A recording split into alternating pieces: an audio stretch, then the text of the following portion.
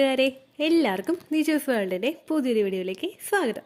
എല്ലാവരും സുഖമായിട്ടിരിക്കുന്നെന്ന് വിശ്വസിക്കുന്നു. ഞങ്ങളിവിടെ സുഖമായിട്ടിരിക്കുകയാണ്. അപ്പോൾ എല്ലാവരും സന്തോഷത്തോടെയും ആരോഗ്യത്തോടെയും ഒക്കെ ഇരിക്കുക കേട്ടോ.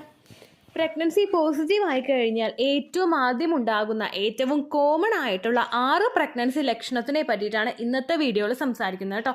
ഈ പ്രഗ്നൻസി ലക്ഷണങ്ങൾ നിങ്ങളിൽ ഒരു ലിസ്റ്റ് എടുത്തു കഴിഞ്ഞാൽ എല്ലാവർക്കും തന്നെ ഉണ്ടാവാൻ സാധ്യതയുള്ള പ്രഗ്നൻസി ലക്ഷണങ്ങളാണ്. നിങ്ങളുടെ അമ്മയ്ക്കുണ്ടായ പ്രഗ്നൻസി ലക്ഷണങ്ങളും ഒക്കെ ആയിട്ട് മാച്ച് ആകുന്ന പ്രഗ്നൻസി ലക്ഷണത്തിനെ പറ്റിയിട്ടാണ് ഇന്നത്തെ വീഡിയോയിൽ സംസാരിക്കുന്നത് കേട്ടോ.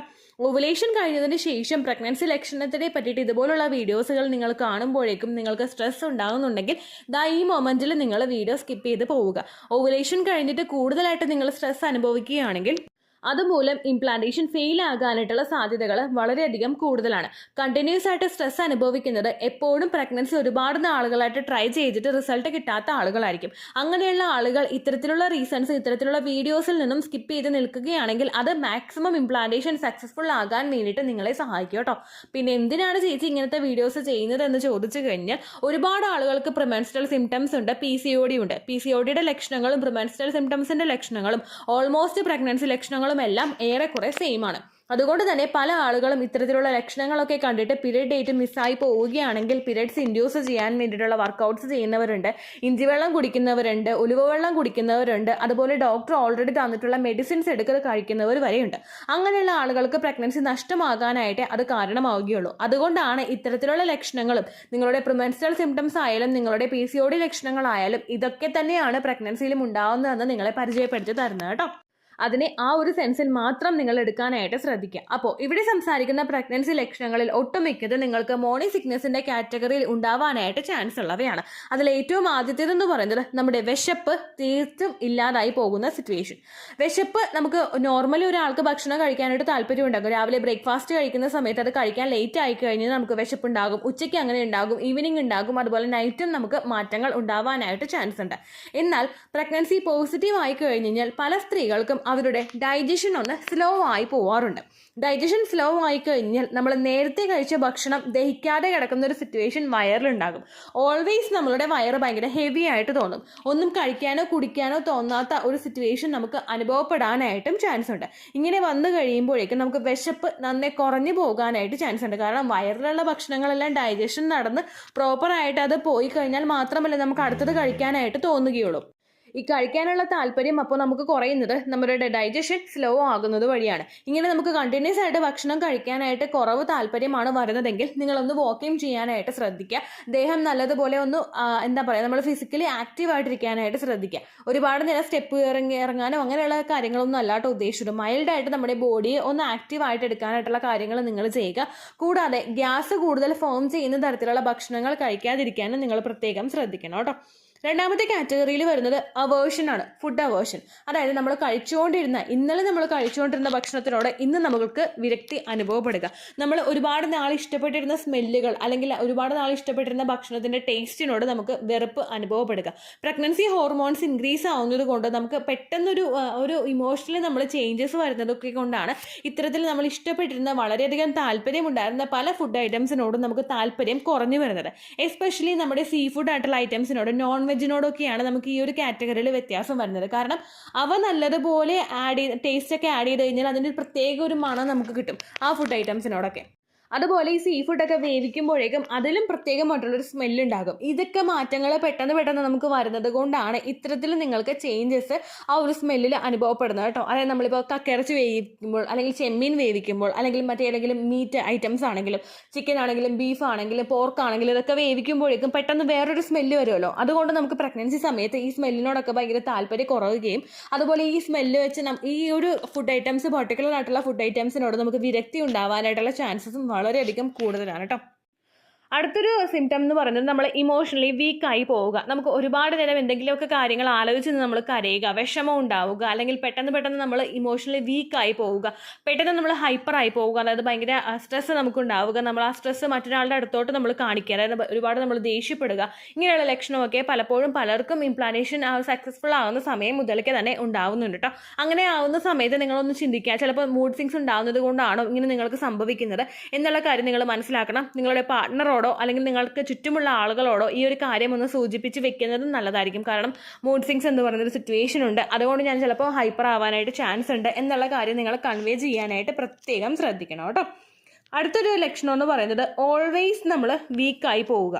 ഒരുപാട് ജോലികൾ വീട്ടിൽ ചെയ്യാനുണ്ടെങ്കിലും അതൊന്നും ചെയ്യാനായിട്ടുള്ള താല്പര്യമില്ലാത്തൊരു സിറ്റുവേഷൻ വരിക. എന്തെങ്കിലും ഒന്ന് ചെയ്ത് കഴിഞ്ഞാൽ ഉടനെ തന്നെ നമ്മൾ വീക്കായി പോകുന്ന സിറ്റുവേഷൻ വരുന്നു. ഒന്നും ചെയ്യാനായിട്ടുള്ള താല്പര്യമില്ലാതായി പോകുന്നു. രാവിലെ അങ്ങ് എഴുന്നേറ്റ് കഴിഞ്ഞാൽ എന്തെങ്കിലുമൊക്കെ ചെയ്ത് തീർത്തിട്ട് വേഗം ഒന്ന് ഉറങ്ങിയാൽ മതി, അല്ലെങ്കിൽ ഓൾവേസ് കിടന്നുറങ്ങിയാൽ മതി എന്നുള്ളൊരു സിറ്റുവേഷൻ നമുക്കുണ്ടാവുക. പല ആളുകളും ആക്റ്റീവായിട്ടിരുന്ന ആളുകൾ ഏറ്റവും കൂടുതൽ വെറുക്കുന്ന ഒരു സമയമായിരിക്കും അത്. കാരണം ഒന്നും ചെയ്യാനായിട്ടുള്ള താല്പര്യം ഇല്ലാതായി പോവുക, ഞാൻ കുഴിമടിച്ചായി പോവുകയാണോ, അങ്ങനെയുള്ളൊരു രീതി, അങ്ങനെയുള്ളൊരു തിങ്കിങ് നമ്മുടെ മനസ്സിൽ കൂടുതലായിട്ടും ഉണ്ടാകും. പ്രൊജസ്ട്രോൺ ഹോർമോൺ മെഡിസിൻ എടുക്കുന്നവർക്ക് ഏറ്റവും കൂടുതൽ ഈ ഒരു ലക്ഷണം അവരുടെ പ്രഗ്നൻസിക്ക് മുമ്പ് തന്നെ ഉണ്ടായിട്ടുണ്ടാകും. കാരണം നമുക്ക് ഭയങ്കര തളർച്ചയും ക്ഷീണവും ഒക്കെ ആയിരിക്കും. ഇതുപോലെ തന്നെ ഈ 3 ഹോർമോൺസും, ഈസ്ട്രോജനും പ്രൊജസ്ട്രോണും HCG അതുപോലെ റിലാക്സിൻ ഹോർമോണും മറ്റു പല ശരീരത്തിലെ പ്രവർത്തനങ്ങളും എല്ലാം കൊണ്ട് നമ്മൾ ഡൗൺ ആയി പോകുന്ന സമയമാണ് പ്രഗ്നൻസിയുടെ ആദ്യത്തെ ട്രൈമസ്റ്റർ എന്ന് പറയുന്നത്. അതുകൊണ്ട് ആ വീക്ക്നെസ് നമുക്ക് കൂടി വരുമ്പോഴാണ് ഒന്നും നമുക്ക് ചെയ്യാനായിട്ട് താല്പര്യമില്ലാത്ത സിറ്റുവേഷൻ വരുന്നത് കേട്ടോ. ഇങ്ങനെ ഇമോഷണലി അതുപോലെ തന്നെ നിങ്ങൾ ഫിസിക്കലി വീക്കായി പോകുന്ന സമയത്ത് കുറച്ച് സമയം നിങ്ങൾ നിങ്ങളുടെ ശരീരത്തിന് കൊടുക്കുക. ഓൾവേസ് നിങ്ങൾ വീക്കായി പോകാതിരിക്കാൻ പ്രത്യേകം ശ്രദ്ധിക്കുക. എന്തെങ്കിലും മോട്ടിവേഷണൽ ആയിട്ടുള്ള വീഡിയോസ് നിങ്ങൾ കാണുക. അതുപോലെ തന്നെ എന്തെങ്കിലും നിങ്ങൾക്ക് ജോലി ചെയ്യാനായിട്ട് ഇൻട്രസ്റ്റ് ഉണ്ടാകുന്ന വഴികളുണ്ടല്ലോ. അതായത് ചില ആളുകൾക്ക് പാട്ട് കേട്ട് കഴിഞ്ഞാൽ ജോലി ചെയ്യാൻ ഭയങ്കര ഇൻട്രസ്റ്റ് ആയിരിക്കും. അങ്ങനെ ഏതെങ്കിലും ഒരു രീതിക്ക് നിങ്ങൾ മൈൻഡ് ഡൈവേർട്ട് ചെയ്ത് കൊടുക്കാനായിട്ട് ശ്രദ്ധിക്കുക. കാരണം പ്രൊജസ്ട്രോൺ ഹോർമോൺ കൂടുന്നുണ്ടെന്ന് വിചാരിച്ചിട്ട് നമ്മൾ ഓൾവേസ് ടയേർഡായിട്ട് ഇരുന്ന് കഴിഞ്ഞാൽ നമ്മുടെ ശരീരത്തിൽ ഗ്യാസ് കൂടുതലായിട്ട് ഫോം ചെയ്യാനായിട്ട് ചാൻസ് ഉണ്ട് കേട്ടോ. അങ്ങനെ വന്നു കഴിഞ്ഞാൽ നമുക്ക് ഭക്ഷണമൊന്നും കഴിക്കാൻ പറ്റാത്ത സിറ്റുവേഷൻ വരും. ഹാർട്ട് ബേൺ ഉണ്ടാകും, അതുപോലെ നമുക്ക് ഗ്യാസ് ട്രബിൾ ഉണ്ടാകും, നമുക്ക് വോമിറ്റിംഗ് ഉണ്ടാവാനായിട്ടൊക്കെ ചാൻസ് ഉണ്ട് കേട്ടോ. അടുത്ത ലക്ഷണം എന്ന് പറയുന്നത് നോഷിയാണ്. നമുക്ക് വോമിറ്റ് ചെയ്യാനായിട്ടുള്ള ടെൻഡൻസി. എങ്ങനെയെങ്കിലും ഒന്ന് ഛർദ്ദിച്ച് പോയാൽ മതി എന്ന് നമ്മൾ ആ ഒരു തിങ്ക് ചെയ്യുന്നൊരു പാർട്ടിലാണ് നമുക്ക് ഈ ഒരു നോഷിയ എന്നുള്ളൊരു ഫീലിംഗ് വരുന്നത് കേട്ടോ. എങ്ങനെയെങ്കിലും ഒന്ന് വോമിറ്റ് ചെയ്താൽ മതി എന്നുള്ളൊരു സിറ്റുവേഷൻ നമുക്കുണ്ടാകും. നമ്മൾ ഭയങ്കരമായിട്ട് വേർത്ത് കുളിക്കും, നമുക്ക് എന്തോ വന്ന് തൊണ്ടയുടെ ആ ഒരു ഭാഗത്ത് ഇരിക്കുന്നത് പോലെ നമുക്ക് തോന്നും. ഈ ഒരു സിറ്റുവേഷനും കണ്ടിന്യൂസ് ആയിട്ട് വരുന്നത് പ്രഗ്നൻസി ഹോർമോൺസ് നമുക്ക് കൂടുന്നത് കൊണ്ടാണ്. ഏറ്റവും കൂടുതൽ ഈ ഒരു ബുദ്ധിമുട്ടുണ്ടാകുന്നത് മോർണിംഗ് ടൈമിലാണ്. നമ്മൾ രാവിലെ എഴുന്നേൽക്കുന്ന സമയത്ത്, ബ്രഷ് ചെയ്യുന്ന സമയത്ത്, ഭക്ഷണം കഴിക്കുന്നതിന് മുൻപുള്ള സമയത്ത്, ഭക്ഷണം കഴിച്ചുകൊണ്ടിരിക്കുന്ന ആ ഒരു സമയത്തൊക്കെ നമുക്ക് ഈ ഒരു ബുദ്ധിമുട്ട് ഭയങ്കരമായിട്ട് അനുഭവപ്പെടാനായിട്ട് ചാൻസ് ഉണ്ട് കേട്ടോ. അടുത്തതാണ് ഗ്യാസ് റിലേറ്റഡ് ആയിട്ടുള്ള ഇഷ്യൂസ്. നമുക്ക് കോൺസ്റ്റിപ്പേഷൻ ഉണ്ടാവുക, മേളിൽ ഗ്യാസ് കൂടുതലായിട്ട് അടിഞ്ഞു കൂടുക, ഹാർട്ട് ബേൺ ഉണ്ടാവുക, വായിൽ കൂടി ഒരുപാട് ഗ്യാസ് പോവുക, കീഴ്വായുമായിട്ടും ഒരുപാട് ഗ്യാസ് പോവുക. ഇതെന്നോർത്ത് നിങ്ങൾ വിഷമിക്കേണ്ട ആവശ്യമില്ല. ഈ എല്ലാ കണ്ടീഷനും ഡെലിവറി കഴിയുന്ന സമയത്ത് നമുക്ക് കംപ്ലീറ്റ് ആയിട്ട് മാറിക്കോളൂ കേട്ടോ. കാരണം ഒരുപാട് പേര് ഇതിനെപ്പറ്റി അറിയാത്ത ആളുകളുണ്ടല്ലോ, അവർ ടെൻഷൻ ആകും. അതുകൊണ്ടാണ് പറയുന്നത് നമുക്ക് ഈ ഒരു ഡെലിവറി ഒക്കെ കഴിയുന്ന സമയത്തും ചില ആളുകൾക്ക് ഫസ്റ്റ് ട്രൈമസ്റ്ററിൽ തന്നെ ഈ സിംറ്റം ഒക്കെ സ്റ്റോപ്പായി പോകും കേട്ടോ. അതുകൊണ്ട് അത് ആലോചിച്ച് നിങ്ങൾ വിഷമിക്കേണ്ട ആവശ്യമില്ല. ഇനി ഇങ്ങനെയുള്ള ഇഷ്യൂസും സിംറ്റംസ് ഒക്കെ വരുമ്പോഴേക്കും നമ്മൾ എന്താണ് ചെയ്യേണ്ടതെന്ന് നമുക്ക് നോക്കാം. ഗ്യാസ് കൂടുതലായിട്ട് ഫോം ചെയ്യുന്ന സമയത്ത് ഗ്യാസ് റിലേറ്റഡ് ആയിട്ടുള്ള ഇഷ്യൂസ് അല്ലെങ്കിൽ നോഷിയ പോലുള്ള വോമിറ്റ് ചെയ്യാനായിട്ടുള്ള ടെൻഡൻസീസ് കൂടുതലായിട്ട് വരുമ്പോഴേക്കും നിങ്ങൾ മെയിൽസ് സ്മോൾ ആക്കി ഫ്രീക്വൻസി കൂട്ടാനായിട്ട് ശ്രദ്ധിക്കാം. അതായത് നമ്മൾ ഇപ്പോൾ രാവിലെ നമ്മൾ ഫുഡ് കഴിക്കുന്നു, ഒരു 8 മണിക്ക് നിങ്ങൾ രാവിലെ എഴുന്നേക്കുന്ന സമയത്ത് ഒരു 7 മണിക്ക് നിങ്ങൾ എഴുന്നേക്കുന്നുണ്ടെങ്കിൽ 8 മണിക്ക് നിങ്ങൾ എന്തെങ്കിലും കഴിക്കാനായിട്ട് ശ്രദ്ധിക്കുക. ദെൻ 10 മണിക്ക് നിങ്ങൾ കഴിക്കുക. നോർമലി നിങ്ങൾ 10 മണിക്ക് കഴിക്കുന്ന ആളാണെങ്കിലും ആ 10 മണിക്ക് എത്രത്തോളം ക്വാണ്ടിറ്റി ആണോ നിങ്ങൾ കഴിക്കുന്നത് അത് 8 മണിക്കും 10 മണിക്കുമാക്കി ഡിവൈഡ് ചെയ്തിട്ട് ആ ഫുൾ ക്വാണ്ടിറ്റി നിങ്ങൾ എടുക്കാനായിട്ട് ശ്രദ്ധിക്കുക. അതുപോലെ തന്നെ ഉച്ചയ്ക്ക് ഒരു 12 മണിക്ക് നിങ്ങൾ ഫുഡ് കഴിക്കുക. വിശക്കുന്നുണ്ടെങ്കിൽ ഒരു 3 മണിക്ക് നിങ്ങൾ കഴിക്കുക. അങ്ങനെ സെപ്പറേറ്റ് ചെയ്ത് നിങ്ങൾ മീൽസ് കൊണ്ടുപോകുക. അപ്പം നമ്മൾ വിശക്കാനായിട്ടുള്ളൊരു അവസരം നമ്മൾ ശരീരത്തിൽ കൊടുക്കുന്നില്ല.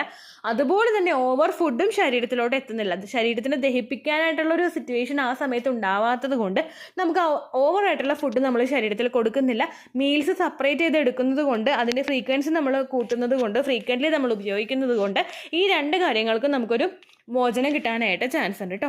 അതുപോലെ തന്നെ ഫുഡ് കഴിച്ച് കഴിഞ്ഞിട്ട് ഇമ്മീഡിയറ്റ്ലി നിങ്ങൾ കിടക്കാതിരിക്കാനായിട്ട് ശ്രദ്ധിക്കുക. കാരണം നമുക്ക് ഗ്യാസ് ഫോം ചെയ്യാനായിട്ടുള്ള സിറ്റുവേഷൻ ഉണ്ട്. ഫുഡ് കഴിച്ച് കഴിഞ്ഞിട്ട് ഒരു 5-10 മിനിറ്റെങ്കിലും അങ്ങോട്ടും ഇങ്ങോട്ടും നിങ്ങൾ നടക്കാനായിട്ട് ശ്രദ്ധിക്കുക കേട്ടോ. അതുപോലെ നമ്മൾ ശ്രദ്ധിക്കേണ്ട കാര്യം, നമ്മൾ ജോലികൾ ചെയ്യുന്ന സമയത്ത് ഓവറായിട്ട് നിങ്ങൾ ടയേർഡ് ആകുന്നുണ്ടെങ്കിൽ ബോഡിക്ക് റെസ്റ്റ് കൊടുക്കാനായിട്ട് നിങ്ങൾ ശ്രദ്ധിക്കുക. കുറച്ച് നേരം നിങ്ങൾ റിലാക്സ് ആവാനായിട്ടും ശ്രദ്ധിക്കുക കേട്ടോ. അതുപോലെ നിങ്ങൾക്ക് ഉറക്കം പ്രോപ്പറായിട്ട് കിട്ടുന്നുണ്ടെന്നുള്ള കാര്യം കൂടി നിങ്ങൾ ഉറപ്പുവരുത്തുക. ഉച്ചയ്ക്ക് നിങ്ങൾ കൂടുതൽ നേരം കിടന്ന് ഉറങ്ങുകയാണെങ്കിൽ രാത്രി നിങ്ങൾക്ക് ഉറക്കം കുറയാനായിട്ട് ചാൻസ് ഉണ്ട്.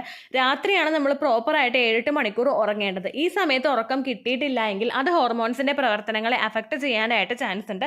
അതുകൊണ്ട് ആ ഒരു സിറ്റുവേഷൻ നിങ്ങൾ അവോയ്ഡ് ചെയ്യാനായിട്ട് ശ്രദ്ധിക്കുക കേട്ടോ. അതുപോലെ തന്നെ നിങ്ങൾക്ക് സ്മെല്ല് കൂടുതലായിട്ട് ട്രിഗർ ചെയ്യുന്ന തരത്തിലുള്ള ഫുഡ് ഐറ്റംസ് നിങ്ങൾ അവോയ്ഡ് ചെയ്യാനായിട്ട് ശ്രദ്ധിക്കുക. എന്തെങ്കിലും ഭക്ഷണം കൊണ്ടുവന്ന് വെച്ച് കഴിഞ്ഞാൽ അതിന് ഒരുപാട് സ്മെല്ല് വരുന്നുണ്ടെങ്കിൽ അല്ലെങ്കിൽ അങ്ങനെയുള്ള ഫുഡ് ഐറ്റംസ് അവോയ്ഡ് ചെയ്യുക. അതുപോലെ നമ്മൾ സീ ഫുഡ് ആണെങ്കിലും അല്ലെങ്കിൽ മറ്റുള്ള മീറ്റ് ഐറ്റംസ് ആണെങ്കിലും ഒരുപാട് സ്മെല്ല് ട്രിഗർ ചെയ്യുന്ന ഫുഡ് ഐറ്റംസ് നിങ്ങൾ അവോയ്ഡ് ചെയ്യാനായിട്ട് ശ്രദ്ധിക്കുക. ഒപ്പം ജങ്ക് ഫുഡും ഫാസ്റ്റ് ഫുഡും നിങ്ങൾ അവോയ്ഡ് ചെയ്യാനായിട്ട് ശ്രദ്ധിക്കുക കേട്ടോ. ഒരുപാട് ഗർഭിണികൾക്ക് പലതരം ക്രാവിങ്സ് ഉണ്ടാകും ഫുഡ് കഴിക്കാൻ വേണ്ടിയിട്ട്. ഇപ്പോൾ മൊമോസ് ആണെങ്കിലും ഫ്രൈഡ് ചിക്കൻ ആണെങ്കിലും KFC ആണെങ്കിലും ബർഗർ ആണെങ്കിലും പിസ്സ ആണെങ്കിലും ഒക്കെ കഴിക്കാനായിട്ട് പലർക്കും ക്രാവിങ്സ് ഉണ്ടാകും. ഇതെല്ലാം നിങ്ങൾക്ക് താല്പര്യമുണ്ടെങ്കിൽ ഒറ്റ ടൈം നിങ്ങൾ കഴിക്കുക. കണ്ടിന്യൂസ് ആയിട്ട് കഴിക്കാതിരിക്കാൻ പ്രത്യേകം ശ്രദ്ധിക്കുക. കാരണം ഇതൊന്നും കൊണ്ട് നമ്മുടെ ശരീരത്തിൽ യാതൊരു തരത്തിലുള്ള ഗുണവും കിട്ടില്ല കേട്ടോ.